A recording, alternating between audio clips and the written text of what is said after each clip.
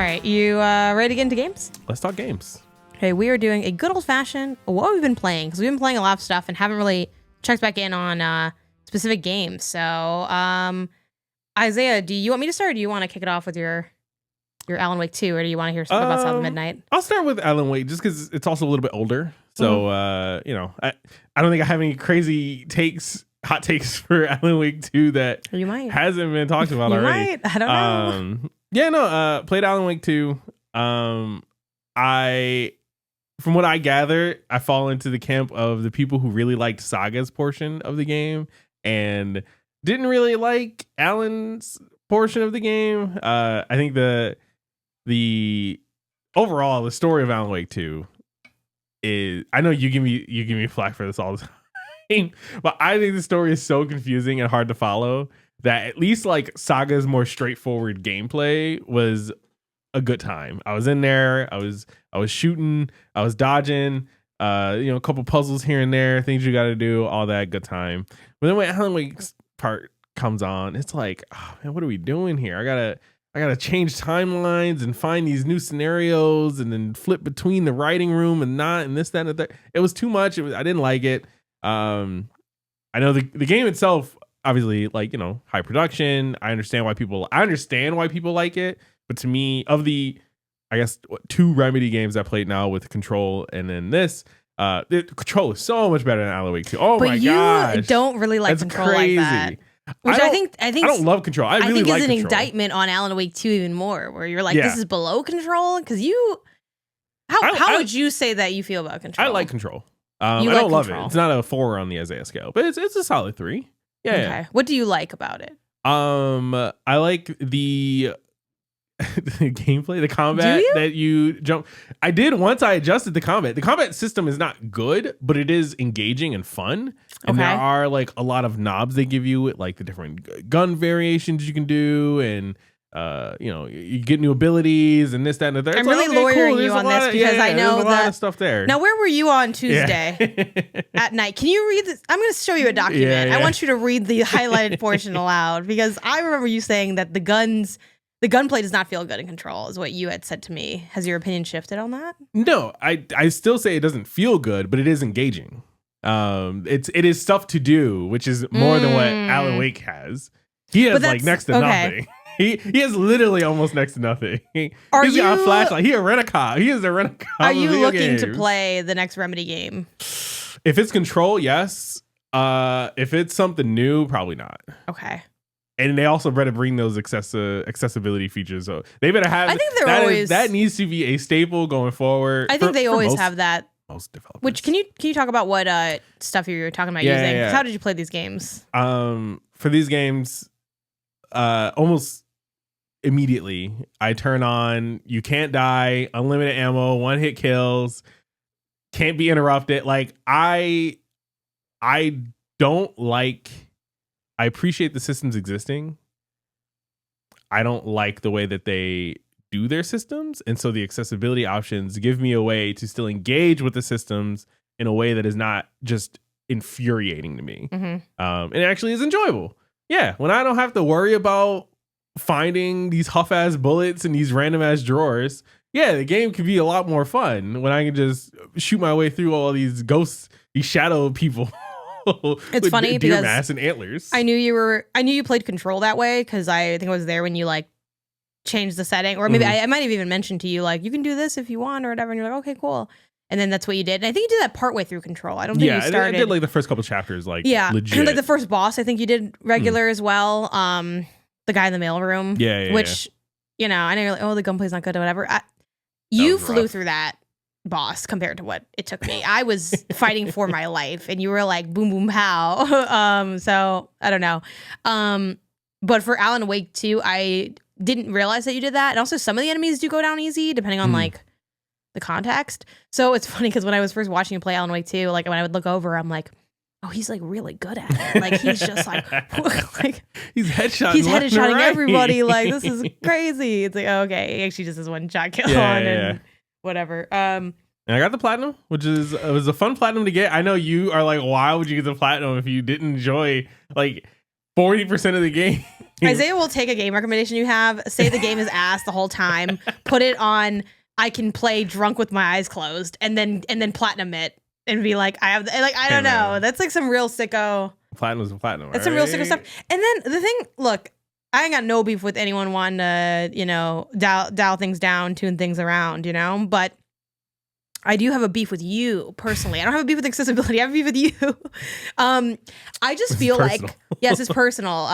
Because I feel like for you, knowing what I know about you as a player, when you do that in a game, it means that you really don't like the game. To me, that's my perception. I know you're saying, no, it's not. And I do enjoy, and I'm starting to begrudgingly accept your distinction between finding it to be engaging and finding it to be well implemented. Because I think I get where you're coming from there, where you don't feel like the implementation is good. So you're like, why should I get good at your bad implementation? Which I get. But at that point, you can't also just not play the game. You don't have to. Why did you feel like you wanted to play this game that you clearly sure did? Well, Alan Wake 2. Yeah. Did you like that game? Oh. Because you claim to like Control. I have to accept that because you're the one speaking. Like it. What did I write down? I'm actually very curious what I put. And for a reminder to listeners, the Isaiah scale is 1. 1 is didn't like it or disliked it? Disliked it. Can you go through the Isaiah scale again? Yeah. So the Isaiah scale, it's a 1 to 4 scale. 1 is I actively disliked something. 2 is indifferent. I didn't like it. I didn't hate it. 3 is I liked it. And 4 is I loved it. So it's an asymmetrical scale. Okay. Leaning towards the positive. Looking at my notes, I really didn't like that Alan Wake part. No. I gave it a 1+. Okay. So I disliked it, but I think if you were to cut out Alan Wake's part, it would have been a really weak 3. Because I really did like Saga's part. Her story, Saga is a character. Well, yeah, and if you take the coconut, taste out of the coconut water. I would like the coconut water also. Yeah, I guess all right. Fair. Well, that's why the game got the 1+. That's why it's a dislike. I think it's a good game that I just happen to not like. I forgot. I'm so salty at myself because I was about to back you into the corner and start going on the whether or not you liked it. But I guess okay. So that's what I was gonna ask. Why did you feel? I feel like you, and let me know. Fill in the gaps here. I feel like you knew you didn't like it pretty early on. Why did you finish it? And I'm not better than you because I finished Rebirth. Like what compelled this to be a hate finish for you? First it was easy platinum. Okay. It's basically beat the game while collecting these random things every so often. I found a guide that told you where all the items are. So I'm like, okay, great. That I feel like you also remove some. I think you would have liked the game a little bit more if you did you engage with the puzzle stuff at all? Because you just looked at the answer. Yeah, I did in the very beginning. Okay. I did, every I feel type like you of puzzle would myself. You would enjoy that a little bit. Not really. I did every type of puzzle myself just to see what it is. There's you gotta use your flashlight to find the numbers in the environment. There's you gotta find the symbol, read the paper, see about this guy's perfect day, and then trace his steps to find out, he got coffee and then he did laundry. And it's like, cool, I go to the coffee maker, there's this triangle. You go to the laundry room, there's at the coffee an arrow world pointing down or something like that. Whatever. Yeah. It's all throughout the game. Yeah. I did, all of those things I did. Uh-huh. I did them once and I was like, this is it is the equivalent, which we'll get to, of the blueprints puzzle where it's once you figure out how to do it, it's just then a chore because every one is the same formula, just trace different steps to get the same 3 icon combination. Yeah, but can't you say everything is technically the same thing in a game inherently? Like when you kill one, not puzzles. Clicker, no, puzzles evolve. Okay. Puzzles evolve with each other. They don't have to, and those are worse puzzle games. But Alan, okay, that's fair. I guess as a puzzle czar, you're I don't want these little nasty ring-getting puzzles. Yeah. As a dummy, I'm out here looking. Again, I was is that a 7 or a 4? Okay, this is a 4. Oh, but it's -2, so it's the day of their anniversary. It's on the Last of Us freaking safe puzzle. Okay. Cool. So you just wanted the platinum. So the primary driving factor was easy platinum, and I get to see what everyone experience, at least with this game. Why it won so many awards. It was so many people's game of the year. As I said, I heard you like this game, so I'm going to play it, hate it the whole time, and make you watch. That's what he said. That's what he said to me. It was. I thought it was really out of pocket. I wasn't allowed to read during the time. Couldn't be on my phone. Just had to watch the stream. I said, I heard you like this game. I want to learn more about you and your culture. Your gross. Please, no. For clarity, too, this was a game that I did on a technical level recommend to Isaiah. I did recommend it knowing that the odds of you liking it were kind of low, but I did think that it had intrigue there, and I thought that maybe you would have the will to leave if you didn't like it. But you know what? See it through, my boy. You got your platy, and you wanted your little platinum. Hell yeah. And there were some cool moments. I will say I did enjoy running into somebody at a social event. They're like, "Oh yeah, I loved Alan Wake 2. What'd you think?" And I said, "Yeah, go ahead, Isaiah. What did you think? Like, are you willing to?" What was this? At Stella's man's birthday. Oh, yeah. I'm just like, like, are you willing to tell a fan that you think this game is trash? Which you were a bit more. You walked around, but you did eventually get to some of the meat of what you. I'm like, I've been hearing a lot about Isaiah's thoughts on Alan Wake 2. Let's see what he thinks. Yeah, Alan Wake 2. I do think the story is confusing. It's not like it's not confusing. I find it a little confusing. But my beef with you is that I felt like you started the game and you're like, I'm confused. And I'm like, no, you are not. Like, there's nothing happening in the story yet. It starts with the most confused. A man crawls his way out of a swamp who you find out like immediately is like 13 years he's been missing and presumably at the bottom of this lake. Okay, that's not he like crawls the first out, thing he that finds happens. these deer people, they murder him, except he's not dead. That's like the first like 20, 30 minutes of the game. No, it's not. It's like what's his face comes out of the water. The guy you with the start heart. with the game. Yeah, you start with that. And then you find out immediately after that he's not actually dead and he was there for 13 years I think and this and a third. The thing is, if like elements of the dark place and like finding, meaning behind it's a spiral and things like that, like I understand not walking away with like deep meanings on that or like having a good sense of exactly what this was or knowing like, okay, Mr. Door, who could he be? Who could he represent? I don't know, picking up on the freaking mythology element. I get that. I totally get that. But like, there'd be points where it'd be like, I don't know. So I was like, I have to investigate this. And you're like, this is too far. I'm like, Isaiah, I know you're not confused yet. Like, she'll be like, I have to go to the coffee shop. And you're like, I don't know what's going on. I'm like, Isaiah, yes, you do. No. Yes, I could follow the through line of the story of what you have to do as a detective. That was always I don't clear. know. It was all the supernatural. I felt like supernatural stuff that I just could not. You follow. threw in the towel I think you threw in the towel earlier than you needed to, and that was my life frustration with that. Because I'm like, I do think you'll get lost at some things. I get it, but not yet. Like you getting lost. Like that was my perception of it. But there you go, Alan Wake 2. Yeah. Alan Wake 2. Your dirty, marred platinum trophy. Yeah. Grand opening, grand close. Yeah, no, I think you are really sick for that. But that you're not alone. A lot of people do a lot worse to rack up those trophies. So you could be worse. Yeah.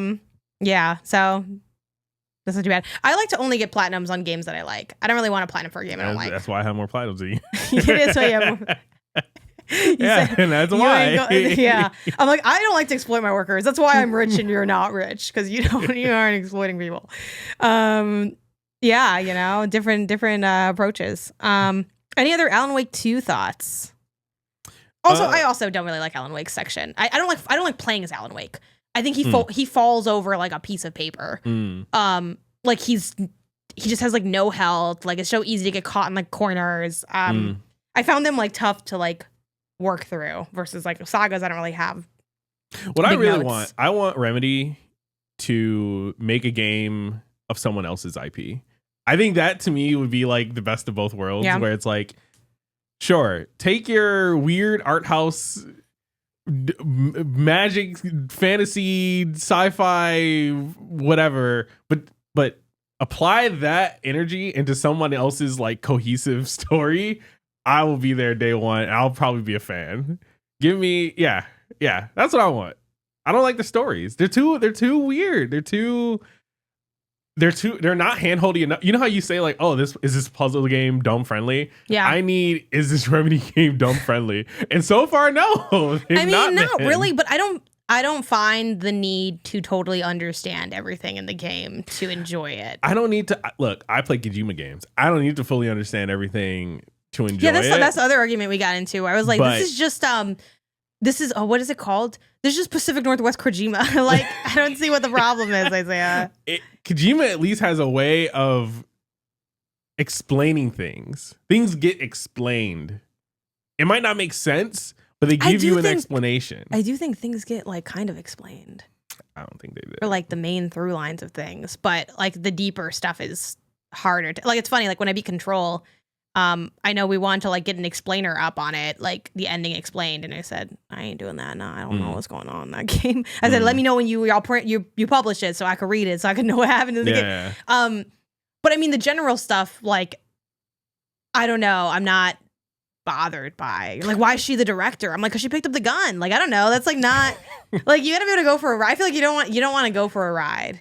I am down to go for a ride. Again, I think in one camp you have Kojima, you have Severance, you have these stories and IPs that don't make sense, but they make sense in the way that they're telling it, and like you can follow through. You can accept what they're telling you as fact, and like that is enough to continue going. Mm-hmm. And then you have the stuff with Remedy where it's like, we're gonna just keep pushing you forward without telling you anything and force this mystery, but it's because we haven't told you anything, not because it's actually mysterious. And it's like, well, that's a different thing. I don't really feel that way about it, though. That's right. Sure.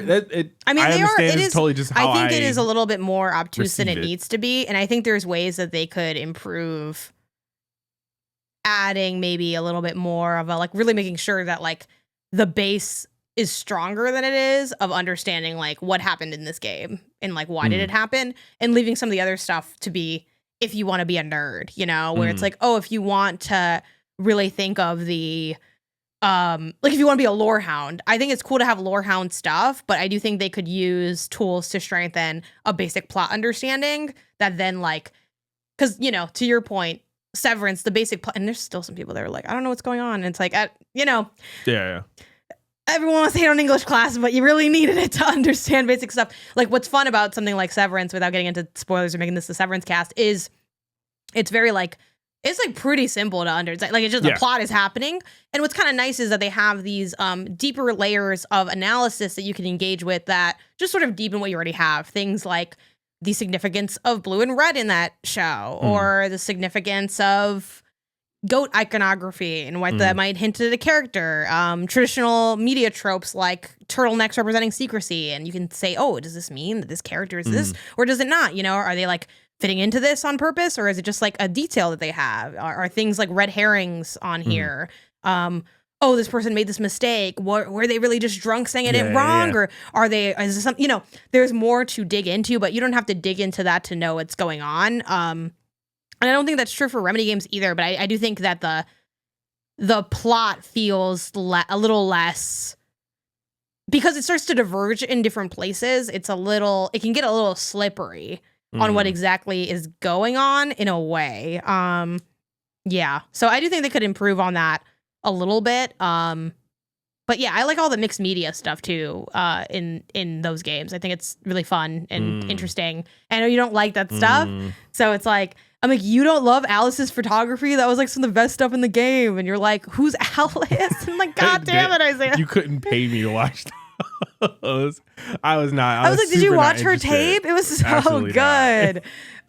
Yeah, so it's like, and it's tough because it's kind of the snake eating its own tail a little bit. I think some of your criticisms of Alan Wake 2 are very valid, but I also think that you don't like this kind of thing, so it's always going to be like you're ready to hate it in the way that I'm ready to hate Blueprints, which we'll get into Blueprints in a little bit after I talk about South of Midnight, where it's like you kind of start from like a place of, let me guess, you're going to be obtuse and up your own ass. So then when they do something that's a little bit like artsy fartsy, you're like, see, they're up their ass. And I'm like, are they? Wait, let's actually look and see, is this actually up its own ass? Or are you just you see something artsy and you're assuming that this has to be here just to be artsy and that it can't, you know what I mean? I think, and that's not to say that that Alan Wake 2 and Remedy doesn't fall into head-assery at times, but I think you're like, once I see it, I'm gonna be like, boom, that's head-ass. And it's not always.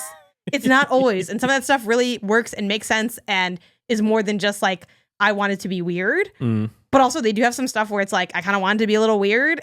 And you like get icked out by some of that. And it's why you don't like certain, you know, media, storytelling, whatever. You're like, da-da-da. And for me, I like that stuff. Like, I'm very drawn to it.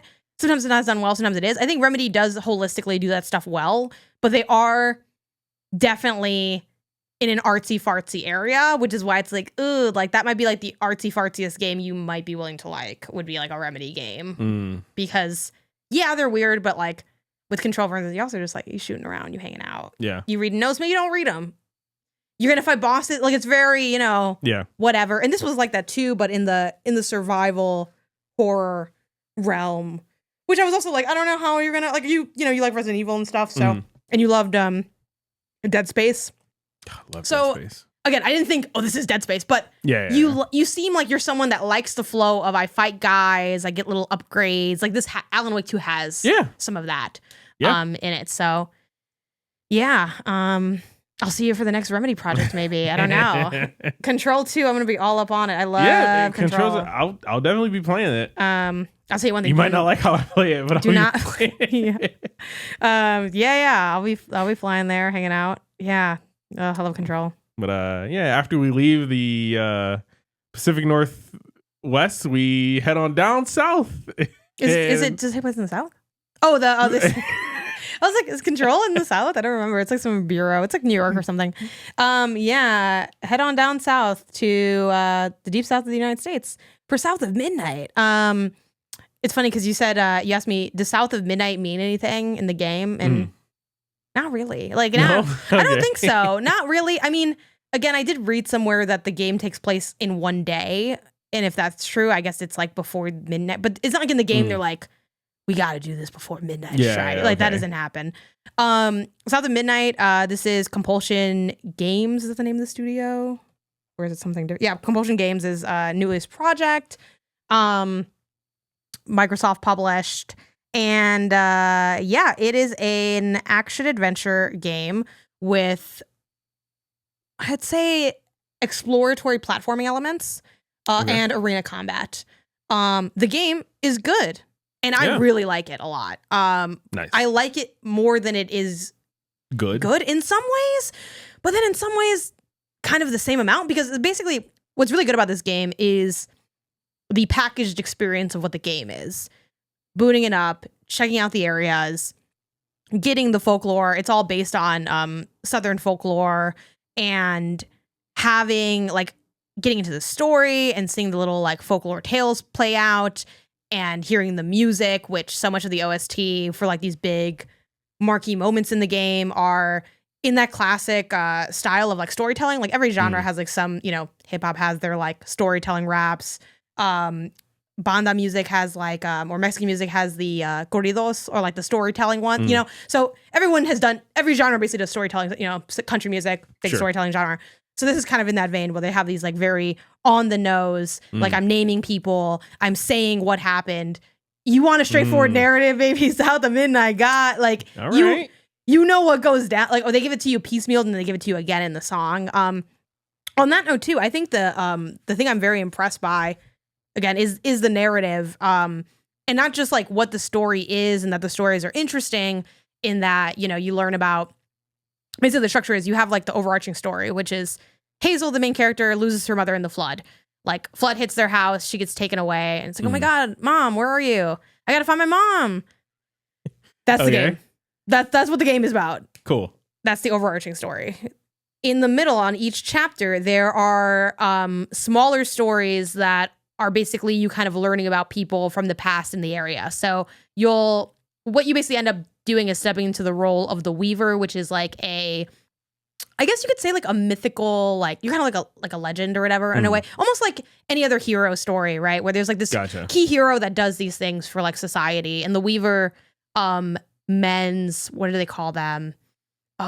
stigmas is like the word they use for it, which is kind of like when pain gets too big, it forms into a stigma. Gotcha. It's a little bit like the famous corruption has hit town, but it's not quite as like corruption-y, so it doesn't feel as cliche as that. But technically, it's like there's stuff that's goopy and red that's bad, that's kind of like a corruption. But it's not like the game is not positioned as we have to save our corrupt town. Like you're just trying to get to your mom, and as you're going through and going deeper into like the world, you're experiencing more mythological and mystical things. And like in doing that, you're like, oh my God, like I picked up these things and I'm seeing these lines, and you're suddenly engaging with a magic that maybe has always existed, but you hadn't been able to perceive. Gotcha. And in perceiving it, you're now like doing this like magical, helping people out.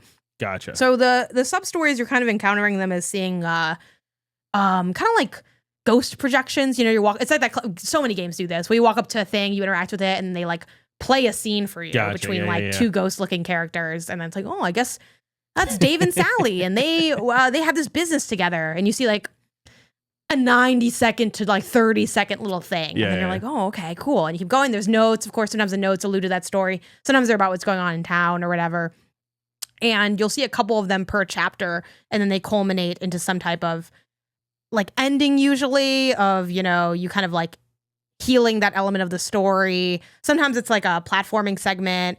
Almost every chapter, if not every chapter, ends in like you running away from like this kind of fog, which I didn't like that aspect of it just because it got so repetitive. It wasn't that like, it didn't do the Crash Bandicoot thing of like the thrill of running, but you know, that's kind of the structure. And what's really fun about that is the stories are wild as hell and like super dark. Now, I haven't like fully looked into like, you know, unpacking, is the story, and I'm making up chapter 2, is that just like a known myth where if you know the myth, it's not like as interesting? Yeah. I'm not sure about that aspect of it. And I guess maybe I'll try to Google that for my review just to like give a nod to it. But as someone that doesn't know the mythos of the Deep South, I found everything to be like really interesting and surprising and stuff. Yeah, but a lot of things are kind of like interpersonal beefs of like what happened between these two people.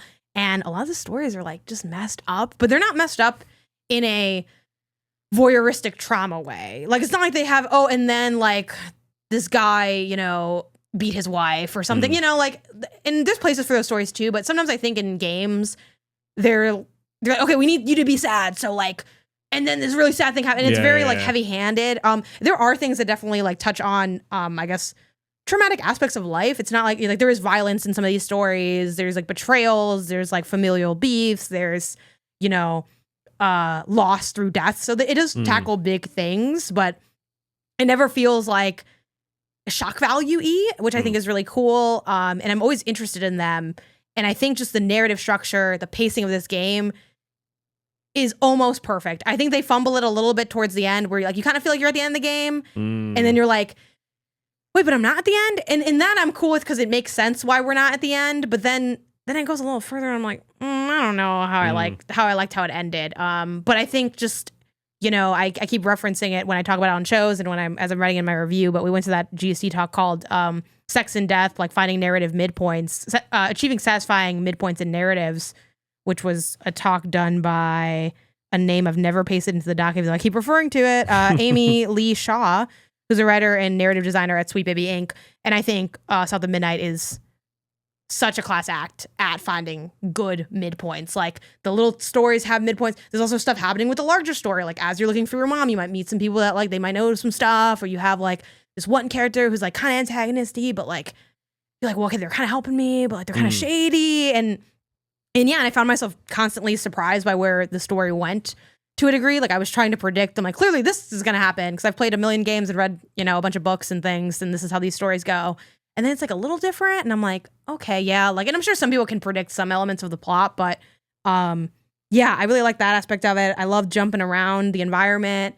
I'm a big fan of just like a nice jump glide. You look around the corner, ooh, there's a little thing that I can use to upgrade in my upgrade tree. The skills are nice. No 10% plus damage, you know, BS. Okay, so like the, you know, upgrades and things you get feel meaningful, like they affect actual game, like they significantly affect gameplay kind of thing, you know? I want to say yes. My light hesitancy is I think the number one problem with this game is the combat, and because the cooldown is so aggressive on your moves, I do love the moves I get, and they do make me more powerful and thus make the combat more fun. But this is like, it's funny because you just talked about Alan Wake in this way. I do think it is a game where like maybe you do just want to play this on easy because idea totally there. The execution, not so much. It just doesn't feel as snappy as you want it to. The distance and you can't get good arena spacing, which feels really like overly aggressive. You have to be so strategic with your moves in a thing that's like, we're doing arena kind of beat 'em up-y combat. Why is the cooldown so like I want to know, like if I was consulting on this game, that's like I'd be writing that in all caps. Like I would change that thing immediately. Or make it adjustable even. I think that would have been great. To like allow it to have the same difficulty but like adjusted cooldown, because and there's some abilities that like help a little bit with cooldown but like not enough. So yes, the abilities are meaningful and cool in combat, but at the end of the day the combat just isn't that good. It does definitely just feel better as you get the abilities a little bit, but it's also the kind of combat where because the combat isn't good, you have to be really good to feel like it's a little fun, where it's like I gotta be on my P's and Q's because if I miss this, I gotta wait another 15 seconds to exactly. Where it's like, you can't really like and it's so frustrating because they have all their moves are such combo-y moves where it's like weave up an enemy, they take more damage. You can like lasso people towards you or push them away from you, so you can really see how it's like a push and a pull, and then these things. There's also like a more ranged attack, and like, bro, that range is short. Like I basically be walking up to point blank shooting people because this range is like. It is more than the melee, but it's not that much more. Like I realized when I was fighting, I'm like, oh, this is a ranged attack. I should like be doing this further away. And then I was like, and then it missed, and I'm like, okay, well, it's like a shotgun versus like a real rifle or something like that. Yeah, like it just, I was very surprised by stuff like that. So that part is rough, and that is a significant part of the game. Sure. So, so I'm sure for some people that might grate a bit, but yeah, I really loved it a lot. Still in that, if we want to reduce things to a score, which I do on my website, and I like doing that. I'm more in that like 7 out of 10, 3 out of 5 range, but I really, really liked it a lot, and I thought it was really cool. So if you like story, if you like exploring, if you like jumping around, like if you're a platformer fan, and light if you liked Kena. I do think Kena's combat was really good, even though it was too hard. Yeah. But yes, that is a great way to put it. It's very good, but incredibly hard. It was too hard, and then the easy mode was too easy, so then it's like you really got screwed. And then it was harder than normal, by the way. This would be clear, but that's where I land with South of Midnight. So from what I got out of the flow of South of Midnight, like gameplay wise, kind of the adventure you go on sounds similar to the setup that Kana had, where it's like, oh, you're going from like kind of location to location, platforming along the way. Maybe there's like some light environmental puzzle kind of thing where just, I got to push this thing to bridge this gap and then I can get across. And, if I go off the beaten trail, I can pick up this thing that's like extra points towards experience or something like that. Okay. And then every so often you're in this arena fighting along the way. Okay. Yeah. It's very PS2 vibes of the design, which Kana is as well, which is not a bad thing. I like that design. Like if you're nostalgic for that kind of design, it has that. It even has a little guy. His name's Crouton. Yeah, it's basically like that's Clank, that's like Daxter. Yeah, and it's like I think Crouton's a lot awesome. Of I think the thing that's holding South of Midnight back from greatness is a lot of it has some elements that like what's great is really great. Like the story stuff, the music stuff, the vibes, the art, fantastic. But the other stuff is either like kind of mid or just passable. Where it's like even the stuff with Crouton, like the little like you get you like small like Crouton, you go into like a little hole and you do something. The thing you do isn't that interesting. It's basically just avoid like getting hit and then you like click a thing at the end. So it's like stuff like that where it's like if you really gotta raise up some of these other elements if you really want to be great. Because I'm very picky and particular about like what, because I'm like great is supposed to be like great, you know? And I'm like, I think this game is good and it's really good and it's great at some things, but that's where I land on South of Midnight. But shout out to that. Cool. Do you recommend South of Midnight for me? It's not on PlayStation, so you can't get that platinum yet. I don't think so. Okay. It's not a like Isaiah stay away. Like there are games I play where I'm like, Isaiah, don't go playing this. You're gonna hate it. But I'd have this pretty low on the list. Like I would this sounds so mean to the game, but this is like bottom of the, for me recommending to you, it's like bottom of the barrel Rex. Like I'm desperate fishing in there. I need to find something. Yeah. All right. That's fair. Yeah. And I think you saw it. So I feel like, did you feel that way about like kind of glancing over at my gameplay? A little bit. I would say from me watching you play, and I made this comment to you while you were playing, a lot of what I'd see you do, I'd be like, oh, I thought you just did this like 10 minutes ago. And you're like, I did something very much like this like 10 minutes It's ago. a very repetitive gameplay game. I fear that something like that could harp on me. But I've also played other games where the formula is like just this, essentially the same stuff over and over again. You know? And it's like, oh, I enjoyed my time still with that. I don't think I would walk away from this, again, just only based off what I saw you play. I don't think I'd walk away from South of Midnight like, oh man, you're crazy. This game is great. It's amazing, blah, blah, blah. Yeah. But I don't think I would walk away like, I should have quit. I don't know why I don't think you'd be mad. You know what I mean? And I think it's a game that very much, like if you play the first, and I don't, I think it's on Game Pass. So it's like if you have Game Pass, you can check it out there or whatever. But what you like first get, like that's the game. Like when I previewed this game as well, again, still working on my review, but I have my preview, and my preview is pretty much how I feel in my review. The review is obviously going to be longer and more like detailed and da-da-da, but everything I ain't trying to brag that, they give a good slice of the game to show what the game was. And like everything I felt and thought, true for that main. So, you could really just play a chapter and you would know like, yes, or like, is this it? It's like, if you feel like, is this it? And you just throw it away. But if you're like, yeah, no, that was cool. It's great. You have like 13 more chapters that are also going to be like varying degrees of like, that was cool. I like that. All right. Let's talk about this biggie, even though we're going to come back to this, I think, other times. Yeah. Blueprints. Isaiah, you are the quintessential puzzle person in this industry. In the industry. You're right up there with Gio from Digital Trends. and all the other puzzle circles. No, but you're a big puzzle boy. You finally played Blueprints. Yeah. Hot in the streets. Everyone's lifting this. You lift me up higher than a mountain. What do you think about it? And what is it also? So Blueprints is not to be confused with Blueprints. It is like a blue, like royalty prince. It is a puzzle game, a Metroidvania, as some people. So you're pro Metroidvania. I'm definitely pro Metroidvania. Oh my gosh. But it's a like. I'm still deciding. Just so I'm not gonna say no, but it is a puzzle game that is gated more by knowledge, but also it's got some rogue elements, like roguelite elements. So like what it is you have this giant mansion, and each room you go into, anytime you open a door to a new room, you are essentially drawing a hand of rooms that it could be and then placing down what room you want it to be. And the whole idea is that there's 45 rooms, but a secret 46th room that you're trying to find. And that is kind of the like premise of the game.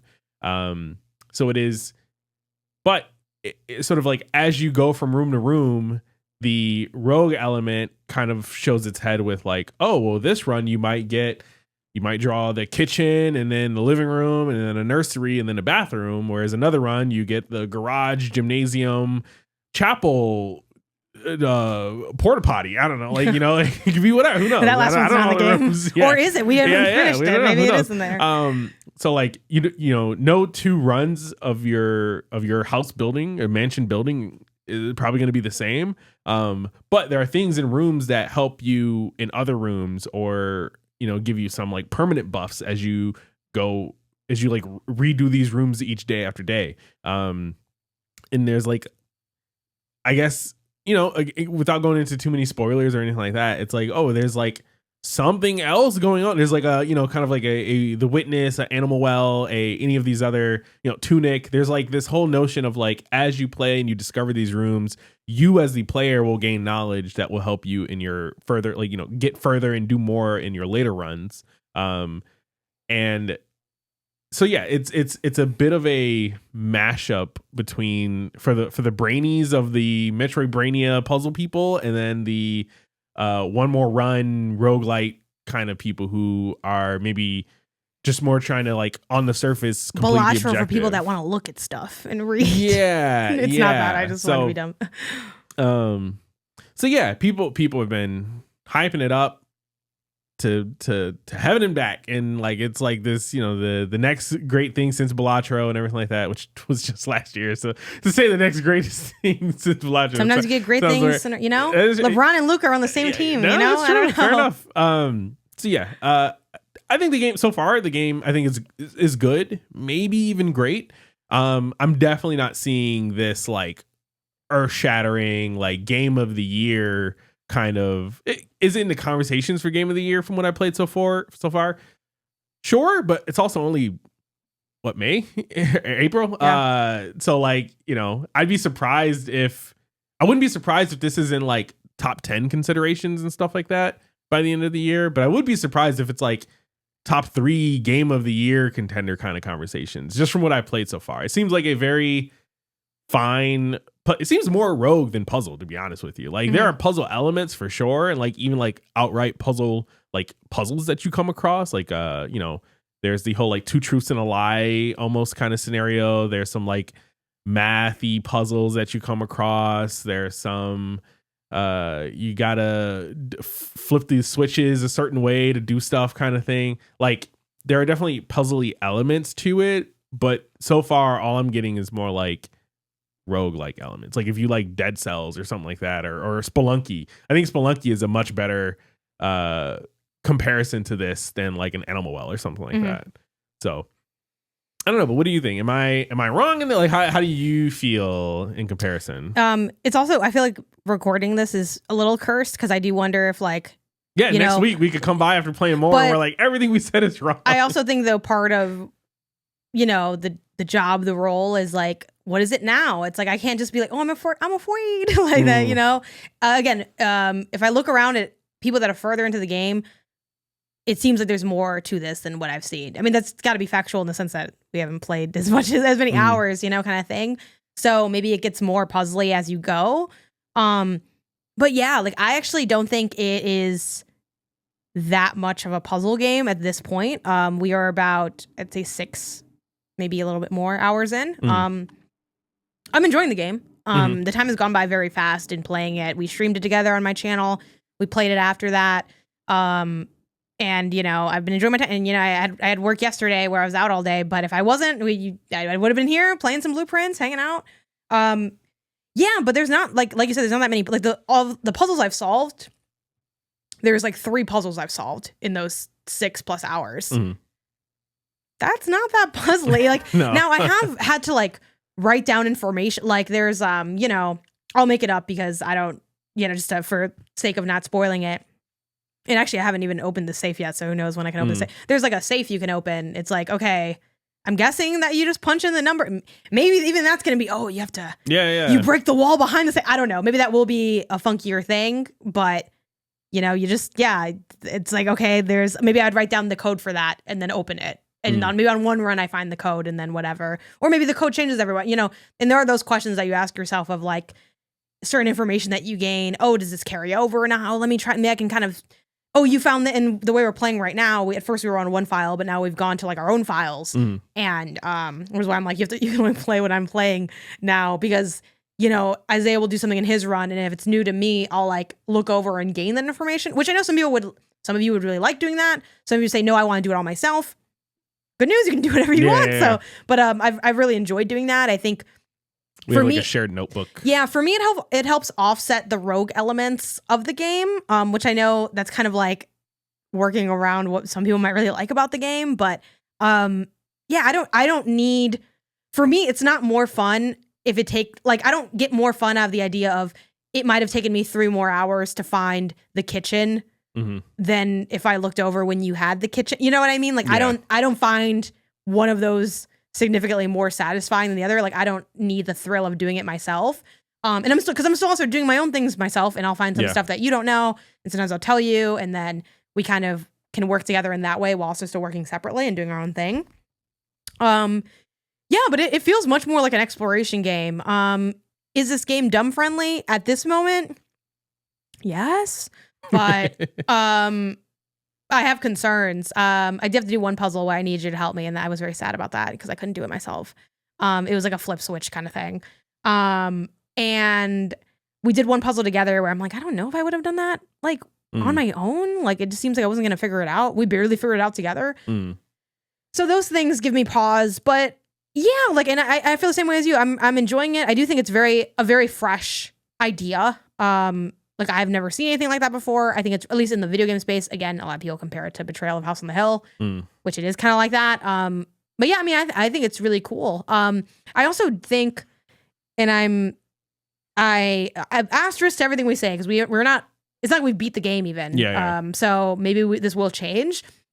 But in my current opinion, right now, I think people overhyped the get ready to break open a whole new moleskin and start charting the star. Like, I do not feel that way about the game. I'm definitely writing some stuff down. I mean, you're the bigger writer than I am with note taking. I've mostly done like a couple notes here and there and done some screenshots. And you've also taken like, more notes already for us to like use as a collective.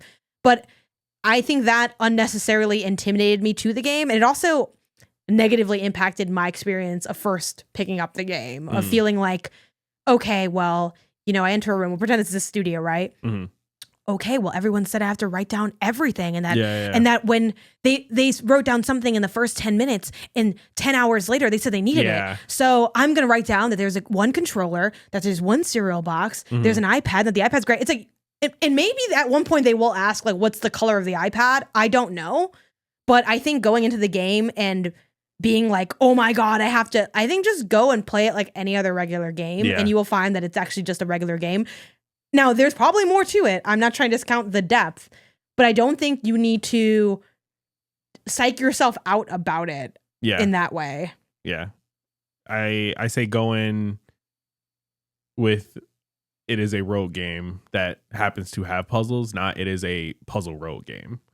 Yeah, and I think the game, it seems like the game will kind of tell you what you will need to have written down in a way. Yeah. I'm trying to think of a good example of that, or a vague like comparison. I don't know. It'd be something like a simple one. Again, like passcode stuff is like simple examples. Like, oh, I saw like Isaiah's iPhone at one run, and then later I found like the iPhone code.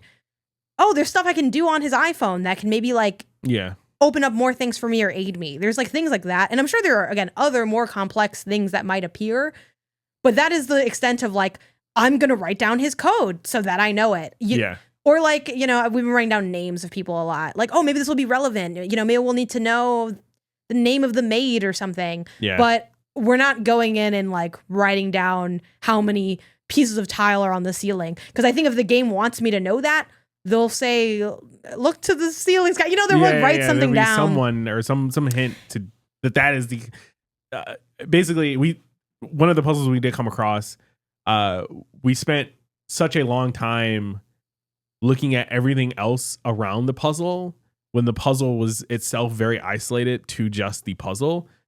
And I think that has flipped my brain for like the kind of game this is. Like it is not so far, again, asterisk aside, I'm not going to keep saying it. Yeah. But like, it is not that deep of a puzzle game. It is a on the surface puzzle game. Yeah.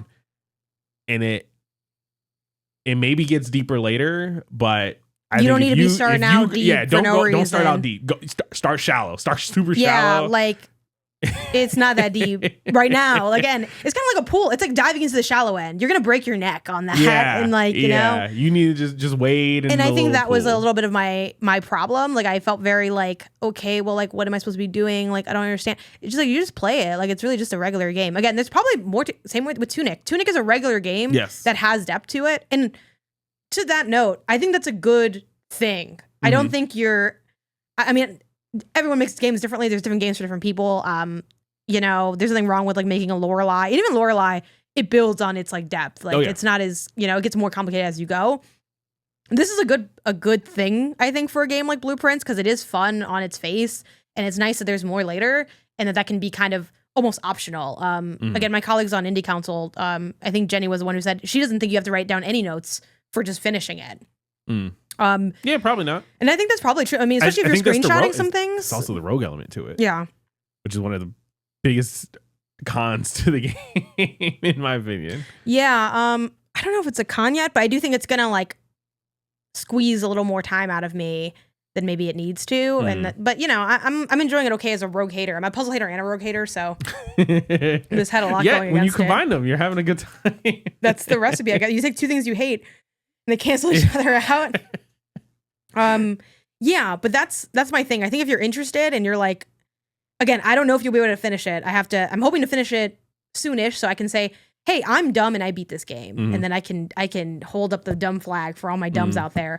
But at this point, I think if you're dumb and you're interested in it and you don't mind the potential L of not being able to finish it, because I have not finished it, so I don't know how hard it is to finish it, you can play it. Like, I think you could be really dumb and still play it, because you can even also just skip the puzzle. You don't need to solve those puzzles. Now, like in our experience, again, fairly early on, you get like items in those, like a key. Like, oh, you can open a locked door, you know, something like that. Like you get a key to open a locked door. It's like, that's great, because sometimes the doors are locked. You know, again, maybe at one point they're going to put some wild stuff in the solution or something, but that's all it's been so far. And you can get around that by like, you know, like any other rogue game, you can find items, you can purchase items. Like it has a lot of those same trappings. I also think this is like a pet peeve of mine I mean, you're kind of in this industry now with doing this podcast, but I kind of hate when people oversell the like go into it knowing nothing. Like in my opinion, you know, and you know, different people for different things. If you like are excited for blueprints, don't want to know anything, and you skip this section of the podcast, I'm not offended by that. Yeah. But I think, especially with my job being to like tell people like about games, what they are and what I think, it is not ruining the game to say that this is like a game where you put down room tile. You know, like I don't think you need. I think people also overhype the like, it's best if you don't even know what game you bought. It's like, I don't think you can kind of know. You can know that it's like a rogue puzzle game, and like, and I feel that way about other games that have like mystery elements to it, especially when the mystery it's revealed in 10 seconds. Like, you know what this game is. 10 seconds into it, you don't know all what the game can become. And that's really fun. And I think there is mystery there, and there's things that we're not, you know, there's like things I encounter that I'm purposely not going to share because it's like hours into my run. I don't want to, you know, ruin it for people. But the fact that there was a kitchen, like that's not gonna. That's a very you know, you get that like almost every roll, like, you know, kind of thing. And yeah, I think sometimes people, again, it adds to the unnecessary fear of games like this where you're like, oh, it's so wild. I can't even tell you what it is. You're not even, don't even know. Don't look it up. Just buy. It's like, okay, ain't that serious. It is a tile placing rogue game that has some puzzles. And it'll get deeper later, allegedly. That's all that it is. But yeah, I'm having a good time with it. I'm excited to keep playing. I look forward to the next time we play more. I know. I'm bummed that we can't. I don't think we can play today because we're going to be out till late at the Galaxy game. But yeah, you know, I found another game which I won't get into too much. I started playing Dredge while you were away because we're playing Blueprints together. Yeah, I said, are you okay with not playing Blueprints? And with a tear in your eye, you nodded. And to be honest, I am enjoying the mystery puzzly elements of Dredge, which is again very light in puzzles but somehow still deeper than Blueprints so far. I'm enjoying what Dredge is offering. Like that is scratching the itch that I thought Blueprints was gonna scratch for me, without being a like primary puzzle game. You know what I mean? So I'm happy. Whenever we get to Blueprints, great. Also, 2 games that you're enjoying. This is like the dub category. This is. I almost am like, damn, why do you find them at the same time? Like, I don't know. Fuck. I guess like the last thing I'll say on Blueprints is I'm cautiously optimistic that I could become a Blueprint sicko, because the time really is going by fast when I play that game. And I feel very, very engrossed playing it. Like it feels like it really does demand my attention in a way that I really like, where even if it's something that like I've already done, you know, I'm rerunning stuff and just seeing what I can get. Like, I don't know. It's like a good, it's not a game where I'm like, I can definitely put on the controller and check my phone. Like nothing at this point in the game. I don't know if there's an enemy's going to come out and kill you. I do kind of get like murder vibes from I'm like, is someone going to kill me in this game? What's going on? Like, it's got an ominous aura.